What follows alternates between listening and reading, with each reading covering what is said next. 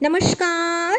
Divya home से मैं फाल्गुनी एक बार फिर से आप सबका हार्दिक स्वागत करती हूँ। इस वीडियो में हम जानेंगे धन त्रयोदशी से लेके भैया दूज तक हम किसकी और कैसी साधना करें तथा क्या पूजा विधि और उपाय हो सकते हैं। मेरे परिवार को दीपावली की बहुत बहुत शुभकामना।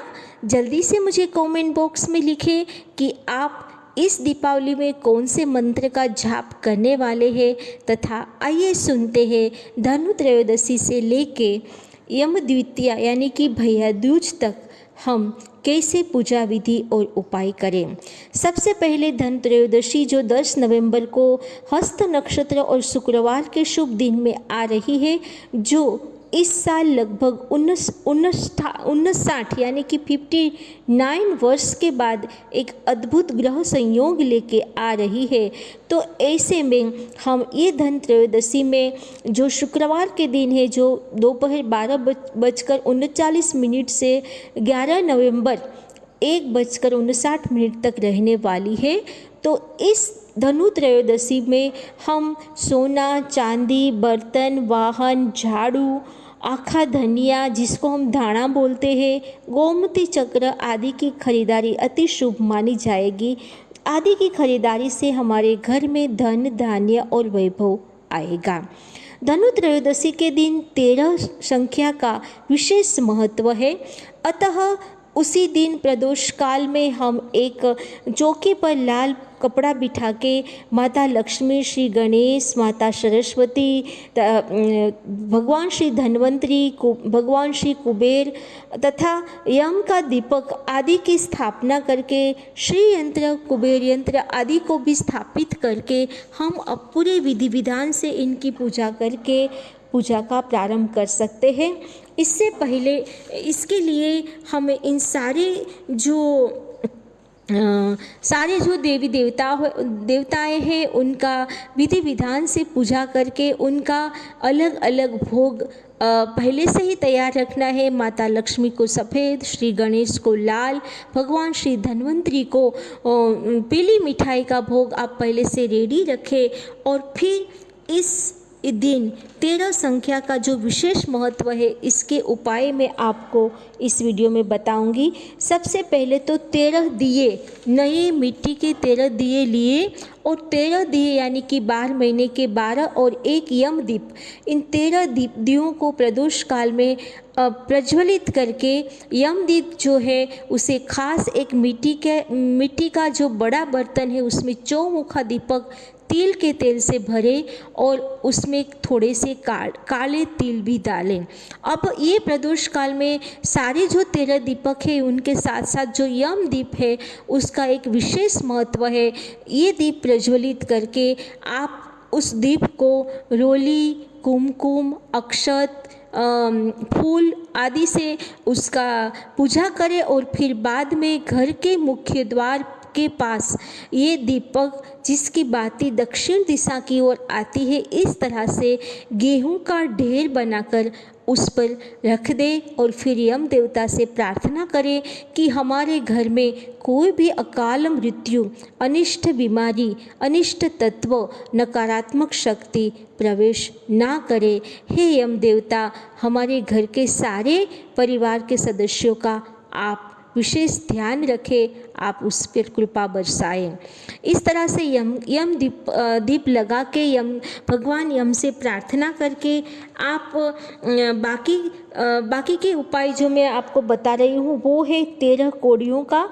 इस दिन 13 संख्या में विशेष रूप से 13 कोड़ियाँ लेके हल्दी के रंग के माता लक्ष्मी को अर्पण करें।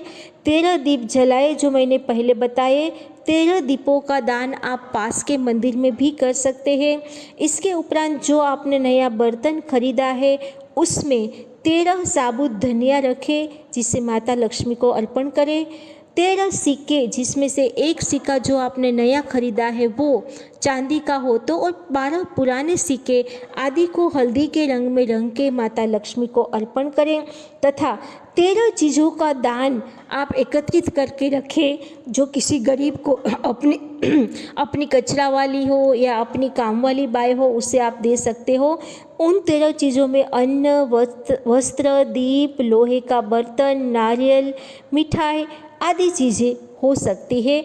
और ये 13 चीज़ों का दान की सामग्री भर आप पूजा में रखें, फिर पूजा के बाद इसे दान करें। इसके बाद भगवान श्री जहाँ पे आपने स्थापना की है वहाँ पे भगवान श्री धन्वंतरी का जो मंत्र है उस मंत्र का आपको 108 बार जाप करना है। सादा जो मंत्र है वो है ओम धन्वंतराय नमः, बाकी जो वैदिक मंत्र है वह है श्री धन्वंतरी स्वरूप श्री श्री श्री औषध चक्र नारायणाय नमः। आप दो में से किसी एक मंत्र का 108 बार जाप कर सकते हैं।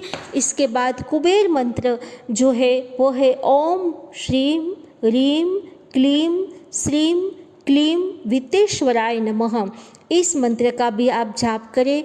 इसके उपरांत माता श्री लक्ष्मी, श्री गणेश लक्ष्मी मंत्र, श्री लक्ष्मी मंत्र, अष्टलक्ष्मी स्तोत्र, श्री सूक्त, कनकधारा स्तोत्र आदि का भी पाठ उसी समय धनु त्रयोदशी के दिन कर सकते हैं। अब बात करते हैं नरक चतुर्दशी यानी कि काली चौदस की। स्कंद पुराण, निर्णय सिंधु, धर्म सिंधु आदि के मुताबिक नरक चतुर्दशी के दिन पानी मात्र में गंगा मैया का वास होता है तथा तेल मात्र में श्री लक्ष्मी का वास होता है। अतः प्रातः स्नान करने के समय उस वस्त्रों के साथ सबसे पहले बार आप स्नान करें, जिसे हम अभ्यंग स्नान मानेंगे। सबसे पहले आप तिल के तेल से मर्दन करके वस्त्रों के साथ स्नान करें और इसी गीले वस्त्रों के साथ आप बाहर निकले तथा यमराज के दो श्वान है यमराज के, उसके लिए जो आपने सबसे पहले जो स्नान से पहले ही जो 2 दिया रेडी करके रखा है उस 2 दियों को प्रज्वलित करके घर के मुख्य द्वार पर रखें। ये जो 2 दिया है वो धर्मराज यानी कि यम राजा के 2 श्वानों के दिए हैं। बाद में वापस आप स्नान करने जाए, अपने स्नान करके शुद्ध वस्त्र पहन के आप अपनी जहाँ पे स्थापना की है श्री लक्ष्मी गणेश और सबकी वहाँ पे आइए तथा भगवान श्री धर्मराजा या यम राजा के 14 नामों का जाप आपको करना है। वो 14 नाम मैं स्क्रीन पर दे रही हूँ, उस सारे नाम का आपको जाप करना है। इसके उपरांत आपको नरक चतुर्दशी के दिन शाम को यानी कि प्रदोष काल में वापस 14 नामों का जाप करना है और 4 मुखी वाला तेल का दीपक घर के बाहर कूड़े में उस दिन कूड़े में भी एक दीपक लगाना है। घर के बाहर जो नाली है वहाँ पे, यानी कि अच्छे बुरे भले सभी स्थानों पर दीपक जला के उसे पवित्र करें। एक ही दिन सुबह आप अभ्यंग स्नान करें, फिर स्नान के बाद उसी दिन प्रदोष काल में आप भगवान श्री कृष्ण की पूजा भी कर सकते हैं, क्योंकि इसी दिन भगवान श्री कृष्ण ने नरकासुर का वध किया था। अतः आप क्लीं कृष्णाय गोविंदाय गोपीजन वल्लभाय नमः ये मंत्र से उसकी, या ओम नमो भगवते वासुदेवाय ये मंत्र बोल के उसकी पूजा कर सकते हैं। निर्णय सिंधु और धर्म सिंधु तथा स्कंद पुराण में इसी दिन यानी कि नरक चतुर्दशी के दिन यम तर्पण करने का भी विधान बताया गया है। आप यम तर्पण, यम के 12 नाम लेके एक तांबे के पात्र में जल लेके जिस तरह से हम पितृ तर्पण करते हैं उस तरह से कर सकते हैं। उसी दिन हमें सारे पितरों को भी स्मरण करना है। ब्रह्म भोजन, वस्त्रदान, यमदीप दान, प्रदोष पूजा, दीप प्रज्वलन, रंगोली आदि करके हम नरक चतुर्दशी यानी कि छोटी दिवाली मनाएंगे। अब हम बात करते हैं दीपावली की। दीपावली की पूजा में सर्वप्रथम हम सूर्योदय से पहले उठ के माता स्नानादि कार्य करके माता तुलसी के पास घी का और घर के मुख्य मंदिर में भी घी का दीपक जलाएंगे। इसके उपरांत प्रदोष काल में कमल या गुलाब के पुष्पों की सैया पर श्री यंत्र श्री लक्ष्मी गणेश की फोटो या उसकी मूर्ति की स्थापना करेंगे। तो प्रदोष काल में जिस तरह से आपने धन त्रयोदशी के दिन जो चौकी बिठाई थी वही चौकी आप कंटिन्यू कर सकते हैं, या नई चौकी का निर्माण करना है तो लाल या सफ़ेद वस्त्र में आप माता लक्ष्मी श्री गणेश की स्थापना करें, श्री यंत्र कुबेर यंत्र की स्थापना करें, माता काली माता सरस्वती आदि की पूजा का विधान भी इसी दिन बताया गया है। इसके बाद आप घर में जो भी आपके घर में प्रतिमा है या फोटो है उसकी विधि विधान से पूजा करें तथा भगवान श्री विष्णु की भी पूजा करें माता लक्ष्मी के साथ साथ, और गंगा जल लेके संकल्प करें। ये पूजा करने से पहले आप श्री लक्ष्मी गणेश पूजन, कलश पूजन और श्री लक्ष्मी पूजन का संकल्प करें, और बाद में माता लक्ष्मी की आप अंग पूजन कर सकते हो।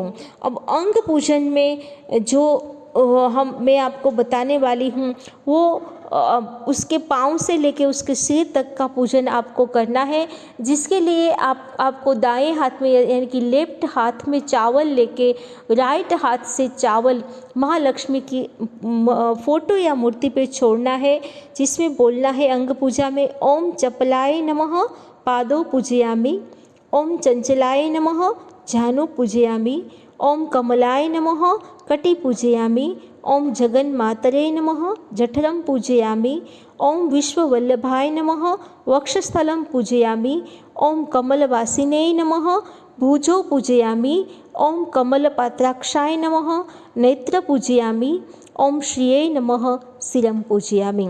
इस तरह से आप माता लक्ष्मी के एक एक अंगों की अक्षत से पूजा करके उसका अष्ट सिद्धि पूजन कर सकते हैं। जो 8 सिद्धि है आप गूगल में देख सकते हो कि अष्ट सिद्धि क्या क्या है, उसकी पूजा करके फिर अष्ट लक्ष्मी माता की भी क्रमशः अक्षत छोड़ते हुए पूजा करें। सौभाग्य आद्य लक्ष्मी, श्री विद्या लक्ष्मी, श्री ओम सौभाग्य लक्ष्मी आदि जो अष्ट लक्ष्मी है उसकी पूजा करें।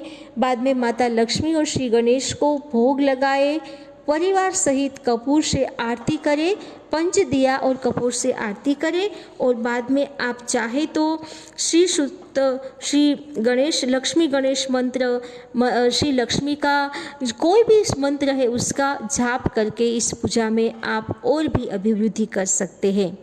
अब मैं बात करूंगी नूतन वर्ष यानी गोवर्धन पूजा की। दिवाली के अगले दिन गुजरातियों का नूतन वर्ष होता है और इसी दिन सभी लोग गोवर्धन पूजा करते हैं, क्योंकि भगवान श्री गणेश ने गोवर्धन पर्वत उठा के इंद्र के अभिमान को नष्ट किया था। घर की जो मुख्य महिला है वो सुबह स्नानादि करके गोबर या मिट्टी से गोवर्धन पर्वत की एक आकृति बनाए, उसकी विधि विधान से पूजा करे, गोप ग्वालों और भगवान श्री कृष्ण का स्मरण करके उसके मंत्रों का जाप करके गोवर्धन पूजा करे, तथा 56 भोग यानी कि 8 दिन तक भगवान 8 प्रहर तक भूखे रहे थे, तो 56 तरह के भोग का आप जिसके हम अन्नकूट करते हैं वो भी घर की मुख्य महिलाएं मंदिर में भोग लगा सकती है। इसके बाद जो नेक्स्ट डे आता है वो है भैया दूज का। भैया दूज जो 15 नवंबर बुधवार के दिन आती है। 15 नवंबर 10:40 से लेके 12 बजे सुबह तक आप अपने भैया को तिलक कर सकते हैं। ये शुभ मुहूर्त है। तिलक करने के समय आप अपने भैया का सिर रुमाल से ढकिए, बाद में हल्दी रोली कुमकुम चावल से तिलक करिए, और जब तक बहन भाई का तिलक ना करे तब तक बहन अन्न का ग्रहण ना करे, इसका ध्यान रखें। भैया दूज के दिन स्पेशल पूजा होती है माता यमुना महारानी की, तो यमुनाष्टक का पाठ, यमुनाष्टक स्तोत्र आदि का पाठ करके यमुना महारानी जी की विधि विधान से पूजा करें और भगवान यम के 14 नाम जो आपने नरक चतुर्दशी के दिन बोले हैं उसका नाम भी इस दिन आप बोल सकते हैं। और यदि आपने पंचरात्रि साधना ली है तो इसी दिन ये साधना ख़त्म होने वाली है भैया दूज के दिन, तो उसी दिन उसकी जो साधना का जो मंत्र है उसका दशांश मतलब उसके 10वां भाग का जो मंत्र की आहुति देके आप पंचरात्रि साधना का पूर्णाहुति भी इसी दिन कर सकते हैं। तो इस वीडियो में मैंने आपको बताया कि धनु त्रयोदशी से लेके भैया दूज तक कैसे विधि विधान से पूजा करें। माता लक्ष्मी आप सभी पर कृपा बरसाए। वीडियो बहुत लंबा होने से मैं आगे की बात नेक्स्ट वीडियो में बताने वाली हूँ। तब तक के लिए आप सभी को हैप्पी दिवाली। धन्यवाद। नमस्कार।